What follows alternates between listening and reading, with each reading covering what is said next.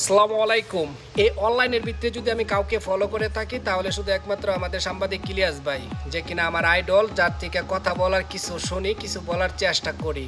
এই সাংবাদিক ইলিয়াস ভাই ওই কম্পু সত্যটা তুলে ধরে, দলের হোক অন্য দলের হোক, যেই কোনো মানুষেরই হোক, সত্যটা সবসময় ওনার সামনে আনবে। এই 16 ডিসেম্বর নিয়ে কিছু কথা বলছিল আমাদের সাংবাদিক ইলিয়াস ভাই। কিছু আওরামাগের জাউরা ছেলেরা, আমলিকের কুলাঙ্গারের বাচ্চারা ওনার নিয়ে টল করছে যে কেন মানে না। মানবো কিভাবে? তোমার বাপ মোদিও তো মানে না।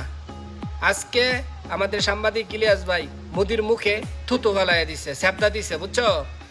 যেটা কিনা আমলিকের সবার মুখ গিয়া পড়ছে। তো বিশেষ করে ভারতের মোদি মানে না 16 ডিসেম্বর, ওই 1971 সালে যে যুদ্ধের স্বাধীনতা, এটা মোদি মানে না। মোদিকে মোদি বলে স্বাধীন করছে, এটা নাকি হারার স্বাধীনতা। তাহলে বাংলাদেশের স্বাধীনতা কই?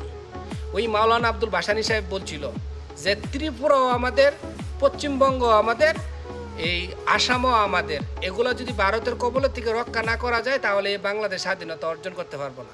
তাহলে সাংবাদিক ইলিয়াস ভাইগুলা যেই তত্ত্ব আনে, যেই তত্ত্ব সংগ্রহ করে কথা বলে, ওনা 100% সততার সাথেই বলে। তো তোমরা কেন সাংবাদিক ইলিয়াস ভাইকে নিয়ে টল করবা? এই আর আমাকে যাওরা ছেলেরা, মোদির কন্ডম দুর্ঘটনার সন্তানগুলা, তোমার বাপ মোদি কি কইছে দেখছো? কি স্ট্যাটাস দিছে দেখছো নি? ওখানে মুদির মুখ তোমরা মুখ বানালে তোমরার মুখ মুদি খাইব।